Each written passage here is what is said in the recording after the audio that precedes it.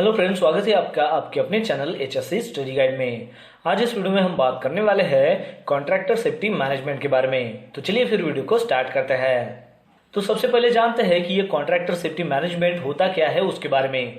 तो contractor safety management जो system है ये एक कलेक्शन है इंटीग्रेटेड मैनेजमेंट प्रोसेसेस का, जिसका इस्तेमाल जो है रिस्क को यहाँ पर कंट्रोल करने के लिए किया जाता है। और वो जो रिस्क होती है वो एसोसिएटेड होती है कॉन्ट्रैक्टर मैनेजमेंट जो चल रही होती है या फिर उसके रियल टाइम बेसिस के ऊपर। या फिर हम ये भी कह सकते हैं कि कॉन्ट्रैक्टर सेफ्टी जो मैनेजमेंट है ये एक प्रोसेसेस की जो है एक सिस्टम है, जिसकी मदद से हम ये एश्योर कर सकते हैं कि आपके कंपनी का जो हेल्थ सेफ्टी और इन्वायरमेंट जो परफॉर्मेंस गोल्स है तो उसको सपोर्ट करने के लिए जो भी कॉन्ट्रैक्टेड जो सर्विसेज प्रोवाइड की जाती है तो उसको यहाँ पर एश्योर करने के लिए जो है इसका इस्तेमाल किया जाता है। इसके साथ साथ ये मदद करता है कि आपके टीम का हो, आपके कॉन्ट्रैक्टर्स का हो या फिर आपके सब कॉन्ट्रैक्टर्स का हो, तो उनके हेल्थ एंड सेफ्टी को भी प्रोटेक्ट करने का जो है ये काम करता है। साथ ही साथ आपके कंपनी की जो रेपुटेशन है उसको भी यहाँ पर प्रोटेक्ट करने के लिए ये यहाँ पर मदद करता है।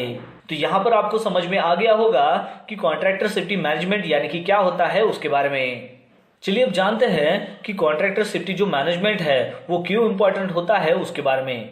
तो कॉन्ट्रैक्टर सेफ्टी जो मैनेजमेंट सिस्टम है वो मदद करती है एम्प्लॉयर्स को, वो भी उसके ऑर्गेनाइजेशन में उसमें जो वर्क प्लेस है तो वहां पर जो कॉम्पिटेंट वर्कमैन है उसको यहाँ पर मेंटेन करने के लिए जो है एम्प्लॉयर को यहाँ पर मदद करती है। अब ये जो कॉम्पिटेंट वर्कमैन है ये बहुत ही कम जो है एक्सीडेंट के जो है चपेट में आते हैं।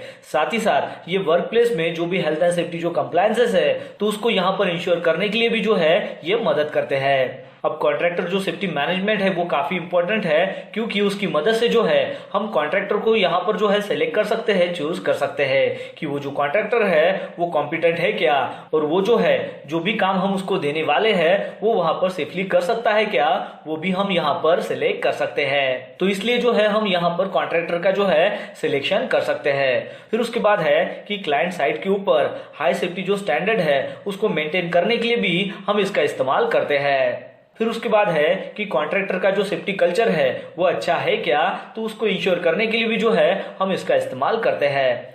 फिर उसके बाद है कि कॉन्ट्रैक्टर का जो भी इंसिडेंट हो या फिर एक्सीडेंट हो तो उसको रिड्यूस करने के लिए भी जो है हम इसका इस्तेमाल करते हैं। फिर उसके बाद है कि क्लाइंट की रिपुटेशन यहाँ पर डैमेज ना हो तो इसको इंश्योर करने के लिए भी हम इसका इस्तेमाल करते हैं। फिर उसके बाद है कि कॉन्ट्रैक्टर जो वर्कर्स है तो उनको प्रोटेक्ट करने के लिए भी जो है हम इसका इस्तेमाल करते हैं। और फिर उसके बाद है कि कॉन्ट्रैक्टर का जो भी काम है तो वो जो है क्लाइंट के जो HSC स्टैंडर्ड है उसके अनुसार है क्या, तो उसको इंश्योर करने के लिए भी जो है हम इसका इस्तेमाल करते हैं। तो इन सारे पॉइंट्स के बेसिस के ऊपर आपको ये पता चल जाता है कि कॉन्ट्रैक्टर जो सेफ्टी मैनेजमेंट है वो कितना इंपॉर्टेंट है उसके बारे में। चलिए अब जानते हैं कॉन्ट्रैक्टर सेफ्टी मैनेजमेंट के 6 प्रिंसिपल्स के बारे में। तो इसमें सबसे पहला है कॉन्ट्रैक्टर का सिलेक्शन, दूसरा है कॉन्ट्रैक्ट का प्रिपरेशन, तीसरा है कॉन्ट्रैक्ट अवॉर्डिंग, फोर्थ है कॉन्ट्रैक्ट का ओरिएंटेशन और उसका ट्रेनिंग, फिफ्थ है वर्क को मैनेज करना, और सिक्स है पोस्ट कॉन्ट्रैक्ट इवेल्युएशन। तो ये जो है ये कॉन्ट्रैक्टर सेफ्टी मैनेजमेंट के 6 प्रिंसिपल्स है। तो चलिए अब जानते हैं इसको थोड़ा डिटेल में। तो सबसे पहला है कॉन्ट्रैक्टर सिलेक्शन। अब यहाँ पर जो है कॉन्ट्रैक्टर सेफ्टी मैनेजमेंट की मदद से जो है हम कॉन्ट्रैक्टर को यहाँ पर सिलेक्ट कर सकते हैं कि ये जो कॉन्ट्रैक्टर है ये यहाँ पर बेटर रहेगा क्या काम करने के लिए। मतलब ये जो कॉन्ट्रैक्टर है इसका हेल्थ सेफ्टी जो मैनेजमेंट सिस्टम कैसा है प्रीवियस काम करने का, तो उसको हम यहाँ पर चेक कर सकते हैं। मतलब इसने अगर प्रीवियसली किसी प्रोजेक्ट के ऊपर अगर काम किया है तो वहां पर इसके प्रोएक्टिव मेजर्स क्या थे, प्रीवियस उसकी मेथड स्टेटमेंट वहां पर क्या थी काम करने की, वो भी हम यहाँ पर कर सकते हैं। साथ ही साथ इसको यहाँ पर कितना जो है प्रीवियस एक्सपीरियंस है वो भी हम यहाँ पर चेक कर सकते हैं। इसके साथ साथ जो है प्रीवियस अगर किसी प्रोजेक्ट के ऊपर काम किया है तो उसका भी जो है हम यहाँ पर रेफरेंस जो है उससे ले सकते हैं, और उस रेफरेंस के ऊपर जो है हम यहाँ पर उनसे कॉन्टेक्ट कर इस कॉन्ट्रैक्टर के बारे में भी जो है जानकारी ले सकते हैं कि ये जो कॉन्ट्रैक्टर है ये सही है या नहीं है।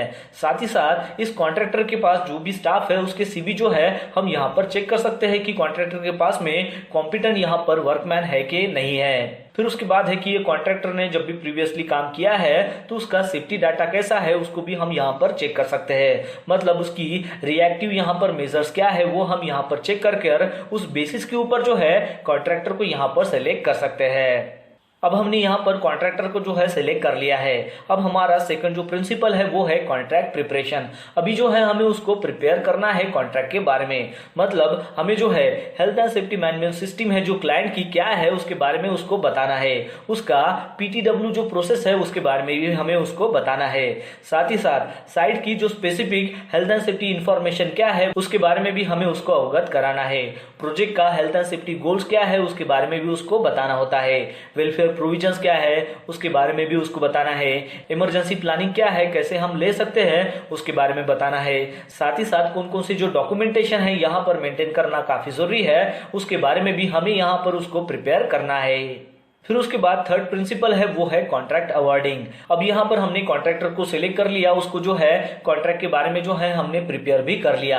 अब बात आती है कॉन्ट्रैक्ट के अवॉर्डिंग की, यानी कि अभी जो है जो भी कॉन्ट्रैक्टर है उसको जो है हमें टीम के साथ जो है यहाँ पर मीटअप कराना है और उस मीटिंग में जो है कॉन्ट्रैक्टर का जो भी कॉन्टैक्ट डिटेल्स है वो जो है क्लाइंट के साथ और जो मेन कॉन्ट्रैक्टर्स है उसके साथ जो है शेयर करना है।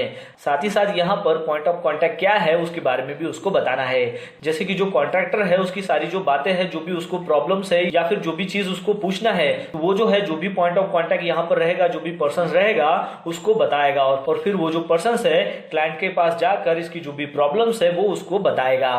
फिर उसके बाद है कि कॉन्ट्रैक्टर को जो है यहाँ पर फ्रीडम देना है, मतलब उसको जो है प्रेशराइज नहीं करना है काम के लिए। तो उसकी जो स्टार्ट डेट रहेगी वहां से जब वो काम करेगा तो काम के बीच में जो है उसको प्रेशराइज नहीं करना है। साथ ही साथ कॉन्ट्रैक्टर का जो प्रॉफिट है उसके बारे में भी ध्यान देना है, वो भी सेफली। और इसके साथ साथ प्री कंस्ट्रक्शन का जो हेल्थ एंड सेफ्टी जो प्लान है उसके बारे में भी जो है उसको अवगत कराना है।